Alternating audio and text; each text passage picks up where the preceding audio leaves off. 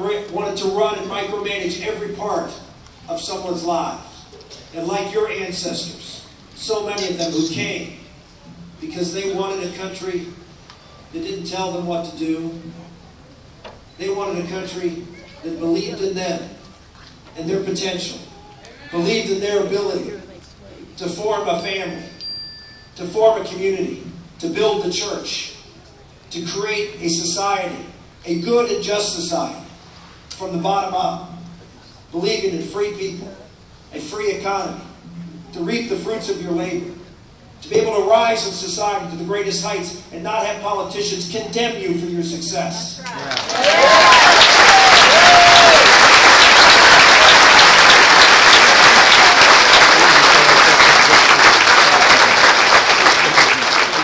Yes, even let people fall. Let people fall. Because struggle is part of life. I can tell you,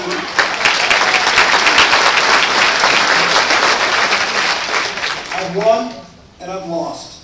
I've succeeded and I've failed. Just like everybody else in America. And just like everybody else in America, while winning is a wonderful and sweet thing, and the other night was actually a pretty fun night.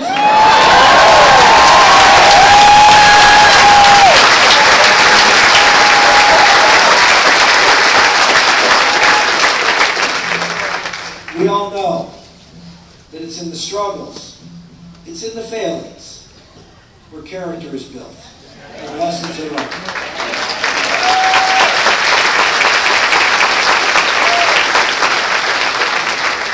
We don't need, nor do we really want, a government that's there to prop us up and hold us from any fallings or failure. Because if they're going to hold you up from your failures, they're going to push you down on your success. That's right.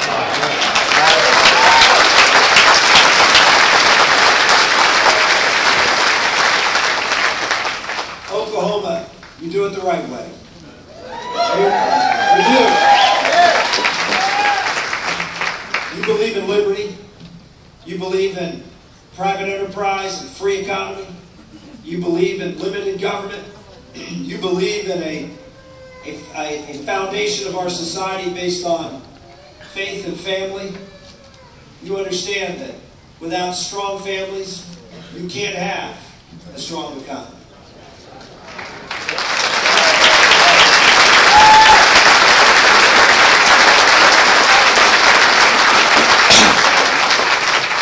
And thank you for electing great leaders. I had an opportunity to serve in the United States Senate with Tom Coburn and Jim Inhofe, and thank you both.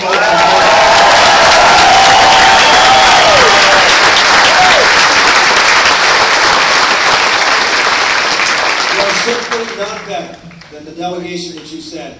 Stalwart, rock solid conservatives with deep convictions. Not just conservatives on some things. These folks understand. They understand how America works. They understand that it's not just, we're not just a Republican Party that talks about, cutting spending and reducing government. We believe in that. Why? Because we believe that with smaller government, we can have smaller government and less spending if we have a strong foundation of families and churches and community organizations. What's here in Oklahoma, that builds a great society.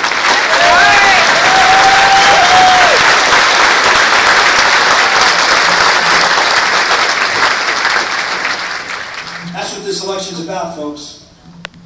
Yes, it's about jobs. We need more jobs.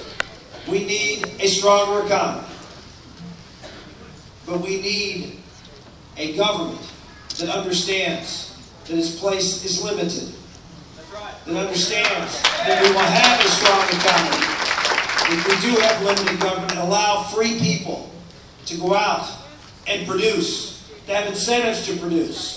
To not have government micromanage their lives in the business community so they can produce.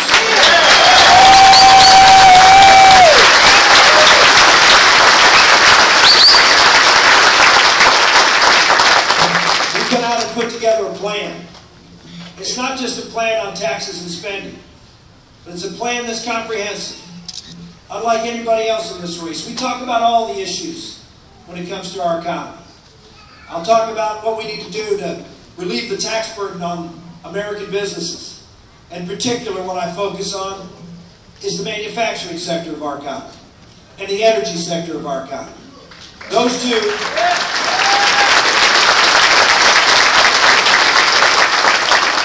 You want to get America going again. You want to provide opportunities for everyone in America.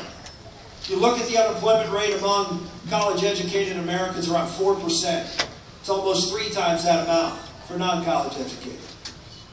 We need to provide opportunities for folks who are out there paddling alone, who don't have the skill sets that maybe the folks in the knowledge-based economy do, but want to work hard, want to be able to provide for their family, and want the ladder of opportunity to reach down again to them. We can do that. We can create jobs in the manufacturing and energy sector of this economy that will go out and create opportunities for people to rise and get the training and employment that is necessary. We need to do it, though, by having a government structure that facilitates that growth.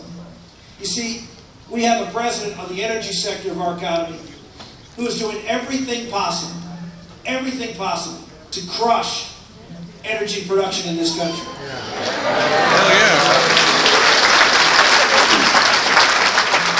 Now, I know you guys produce a little energy here in Oklahoma, but I want to remind you that the first oil well in America was drilled in western Pennsylvania.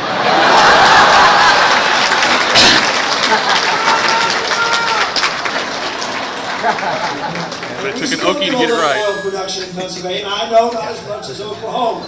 We have a little different kind of oil up in Pennsylvania. We use it in your engines, your motor oil. But we have oil, and of course, thanks to the great technology that was developed here with hydrofracking, we got lots of natural gas in Pennsylvania.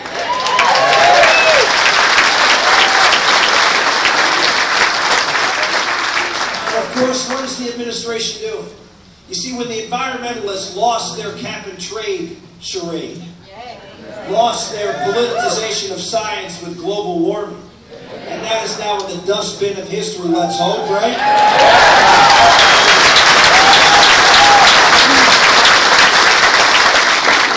I want to repeat this. This was a politicization of science. You hear all the time, the left, oh, you know, the conservatives are the anti-science party. No, we're not. We're the truth party.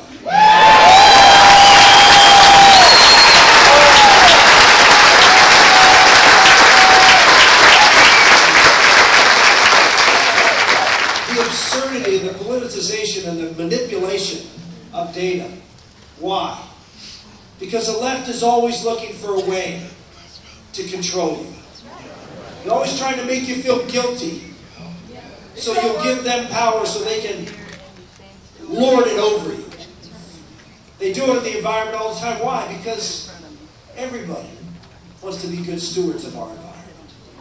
Who wants our children to drink dirty water or to breathe dirty air? Nobody. Who wants not to be able to see the God has given us? Everybody does. And so, of course, they use that. And they try to distort the truth in order to get you to give them authority. Well, now they're trying to do it again. Hydrofracking. Something that, 800,000 wells have been hydrofracked in this country. And all of a sudden, since now we've seen natural gas prices go from $13 to $2.50, this is a problem. And we have to have all sorts of government regulations now because of the threats of hydrofracking. It's the new boogeyman. It's a new way to try to scare you, and those folks, particularly not from Oklahoma and Texas, you know, we're sort of new to this stuff, hydrofracking in Pennsylvania. And they're preying on the Northeast, saying, look what's going to happen. Ooh, all this bad stuff going to happen. We don't know all these chemicals and all this stuff. What's going to happen? Let me show you what's going to happen. Nothing's going to happen.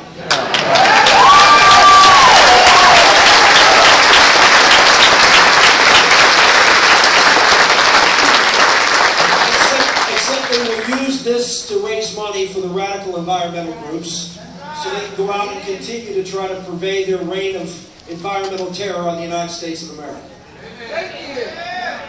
We will stand up for the truth, We will stand up for making sure that we drill and we keep those energy prices low, that we have a government that will not only do that with respect to natural gas, but they will open up oil. Look at what's happened in this country with oil. Mexico, got about 1.5 million barrels of oil from Mexico. Within 5 years, that's going to be gone.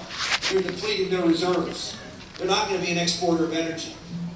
Look at Venezuela. Hugo Chavez. The thug. The thug that President Obama deals with all the time. That's right. Who partners with, unfortunately, against some of the great democratic governments like Honduras. And we partnered against them with Castro and Chavez and Obama against the democratic movement within Honduras. Think about that, folks. Yeah, well, okay. He said that. I didn't say that.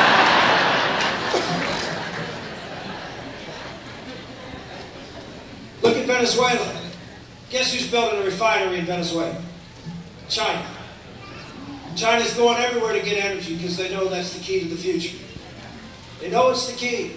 You look at every country in the world, and you look at the availability and affordability of energy, and then you match it up against the quality of life within that country, the standard of living in that country. The more abundant and cheaper the energy, the higher the standard of living in that country.